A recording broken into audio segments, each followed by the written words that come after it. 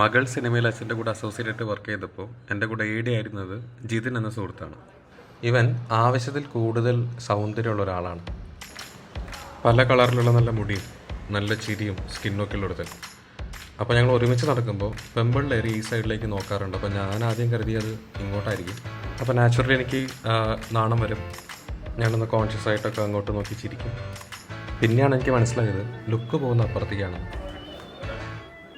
ഇത് മനസ്സിലായില്ലെങ്കിൽ എന്നുള്ള സിറ്റുവേഷനിലാണ് ഈ സീൻ ഉണ്ടാക്കിയത്. വായി നോക്കാൻ അവരുടെ അച്ഛൻ്റെ കൂടത്തിന് വെച്ചു. അതെനിക്കറിയുന്ന ഒരു മുടിയനെ കൊണ്ട് അപ്പുറത്ത് കൊണ്ടുപോയി നിർത്തി. എന്നിട്ട് സീൻ എഴുതിയപ്പോൾ കുറച്ചുകൂടെ ലൈവായി. ഇതിനെന്തൊരു ഡെഡിക്കേഷനാണ് ഇപ്പോഴും നിന്നെ പറയാണല്ലോ. അവൻ്റെ അപ്പുറത്തേക്ക് ചിക്കൻ കൊള്ളാലേ. ആ നല്ല ഹെയർ. ഇപ്പോഴും ഇങ്ങോട്ട് തന്നെയാണോ നോക്കുന്നത്? എല്ലാവർക്കും എന്നെ മതി. അപ്പുറത്തെ ലേശം മണ്ടനാണല്ലേ.